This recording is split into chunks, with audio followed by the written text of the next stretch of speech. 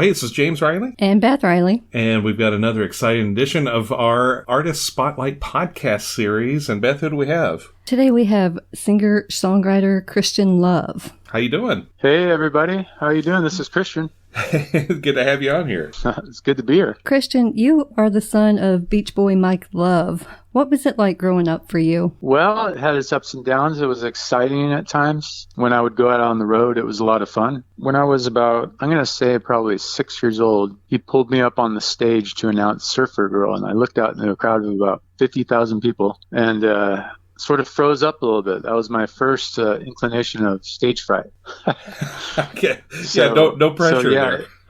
Yeah, no pressure at all. But there's some exciting times out on the road, and also good times growing up on the Mesa, surfing with friends and just hanging out and making music. So you're also part of the Beach Boys touring band. What is it like working so closely with your dad, and not only your dad, but all those other boys? Like Brucey? Like Brucey Boy. Yeah. It's a pleasure. You know, those songs are iconic, of course. It's classic stuff, and I like to be a part of it. The vocal blend is a really nice thing to be a part of each night. When we used to tour in the old days. Yeah, back in the day.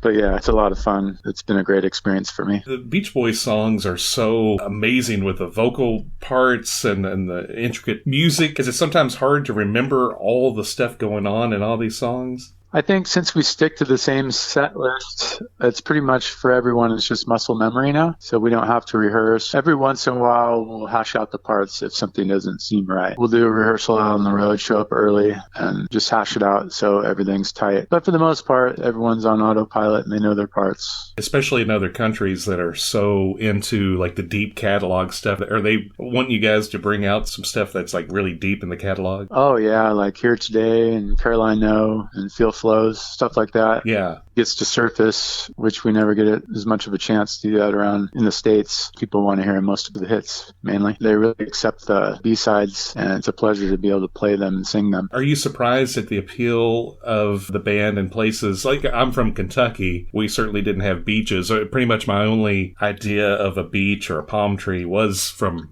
Beach Boys or Jane and Dean songs and stuff. Are you surprised at the appeal of the band in places that don't have that in other countries and even in other places in the States? They seem to want to latch on to the idea that, which is nice. So it gives them some escapism, I guess. Yeah. It's good that we get to impart that to them. And they can, pretend like they're in Santa Barbara or somewhere in California. Yeah, that's right.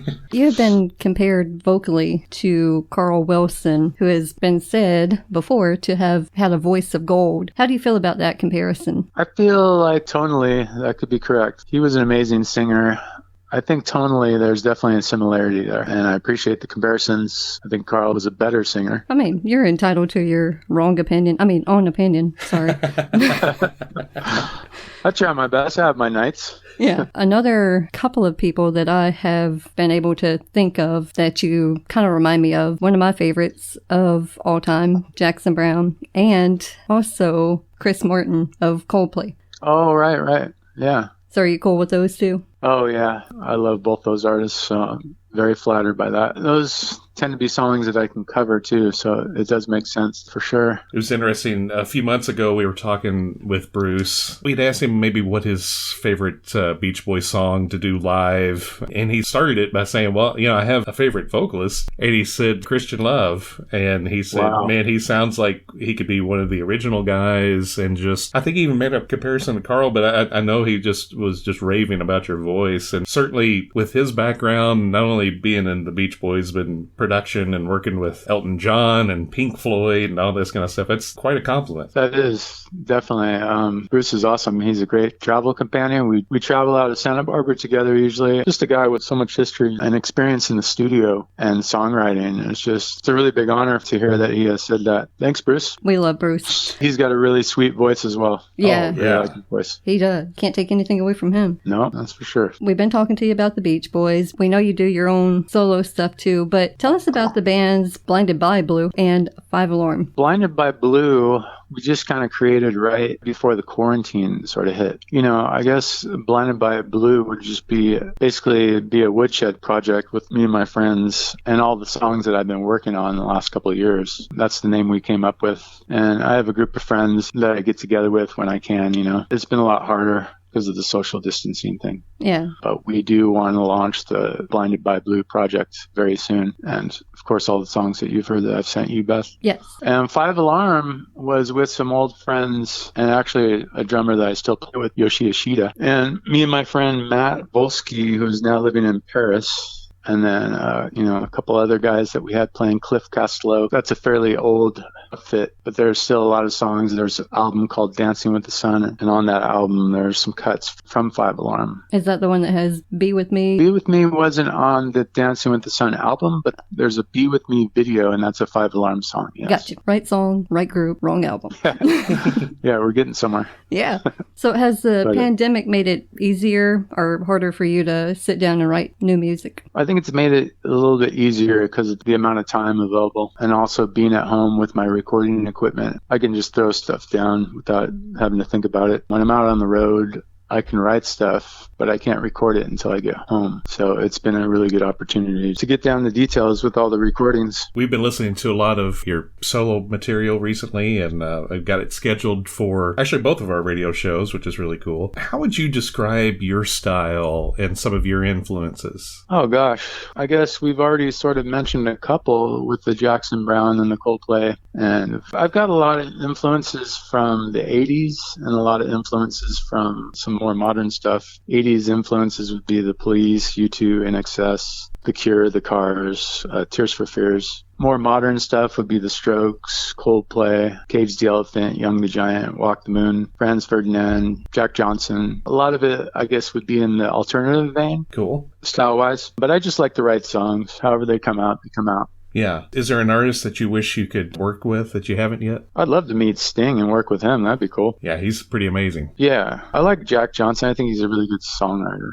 I was at the same party as I was telling Beth about this, Jackson Browne. Yeah. I think it was a couple of years ago now. Jeff Franklin had a party, and he was there performing. And then afterwards, we're all kind of sitting on the couch, and he was strumming the guitar, and my friend had brought a guitar, and he handed it over to the guy from Struts, that band, The Struts. Oh, okay, yeah. So my friend Matt Volsky has this guitar. It's called the High Vibe guitar. It has effects, and it's wireless. You don't need anything, and it's just, you can choose what effects you want, and it also works as a speaker. You can play tracks, and it'll come out of the sound hole. It's pretty amazing, actually. He hands his guitar to the guy from the Struts, and then Jackson Browne's, they're passing the guitar. We're just looking around going, wow, this is kind of surreal. Yeah, I can imagine. It was a great night. My dad performed that night. Bunch of people performed that night. It was a lot of fun. There's obviously a lot of talent in your family. Your Uncle Stan played in the NBA. I know his son, your cousin Kevin, does. In fact, I think I just saw got engaged. So congratulations out to him there. Yeah, wow. That's news to me. So. Oh, yeah. That's awesome. Have you ever played basketball with either one of those guys? I used to play with my Uncle Steve. Okay. Which is Stan's brother. But yeah, we used to play on the Mesa compound. There was a net set up on a tree. He taught me how to play volleyball as well, Steve. Oh, okay. But I never played with Stan, never played with Kevin any basketball. I heard that Kevin at one point was trying to learn volleyball. So I was going to offer up what I know, pass it down to him. We talk a lot about a time machine in this household. Like if you could travel back to any certain time in a year, decade, what year would you pick, or decade? Hands down, it would be the 80s, anytime in high school. 84, 86. So much great music with the new wave scene, and I just loved it. So you wouldn't go back to that night that you met Jackson Browne and say, hey, dude, let me get a picture? No. No, I would definitely go back to the 80s. That was such a booming time for music and, music television. It was just... exciting time. Yeah, it really was. I mean, I'm wondering if we'll ever see something like that again. I don't want to be a dooms guy, but I wonder sometimes if we'll ever see that again. It doesn't really seem like it, does it? No. Yeah, videos were fun to watch. I don't know. Just albums were fun to listen to. These days people are like, what's an album? Yeah. People don't own albums or buy them really as much. Maybe people our age, but it doesn't seem like it's like create a playlist. Yeah. The main part. Yeah. So I don't know. I would go back to the 80s for sure. All the songs were danceable. Yeah. There was good and bad music. There was all types of music. Sure. Everyone was doing it. And then there was Twisted Sister. Exactly. Oh, man. We'll let people decide which category to put that one in. Yeah. This is one of the infamous desert island questions. And I know it's difficult and it would change probably from day to day. I know it would be for me too. But if you had to pick 3 to 5 albums to take with you, what would they be? Oh, yeah. This is a good one. This is a good, tough one. I would say Police, Outlanders, The More, and Synchronicity. I'm going to put both of those on there. Oh, there you go. Duran Duran, Rio. The Cars, and this is what it's called, The Cars, 1978. I love The Cars. Depeche Mode, Music for the Masses. Okay. And this is tough because it's between Tears for Fears, Songs from the Big Chair, or Echo and the Bunnymen, Ocean Rain. We'll let you sneak an extra one in there. Yeah, I just snuck an extra one. So there you go. Coming up for... I forgot about In Excess. Oh, yeah. It's like my all-time favorite band, or one of my all-time favorite bands. So would they have like Shabu Shabu and then Listen Like Thieves? Yeah, that's one that had What You Need on there, I think, right? Yeah. So you'll get in trouble on the desert for sneaking in several more, but that's okay. So what's coming up for you? I know we've been talking about some new songs, and are some of these going to be coming out soon, or what will we see from you? Yeah. I've got a live stream that we're trying to solidify a date.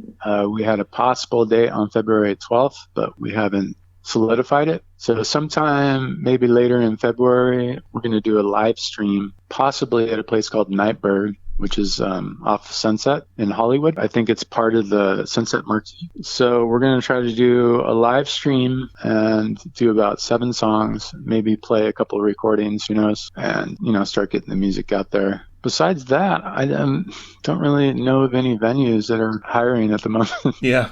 So I guess we just wait it out and try to do a launch on all the socials and all the Spotify to, drop songs. Should be coming up soon. I just don't know exactly when. How can people find out information about you? Do you use social media? Do you have a website? All that fun stuff. Yeah, there is a Blinded by Blue website. You can find some information on that website. And then also I have a YouTube channel where I'm actually giving guitar lessons as well. So there's a YouTube channel, and that is C-Love. And then they choose what song they want to listen to. But those are for learning cover songs. I do have some original videos up on that channel as well. I say between that and the Blinded by Blue page. I saw a couple of them. I think one of them was like a quarantine style video. Yeah, that's right. That's right. It's called It's All Good. Yeah, that's it. That was fun. We had a good time making that video, just like a little home video. It was fun. Christian, we want to thank you very much for joining us and chatting with us. Always good to find somebody else that appreciates the 80s. Absolutely, yes. Thanks, guys. Thanks for having me. It's been great talking with you guys.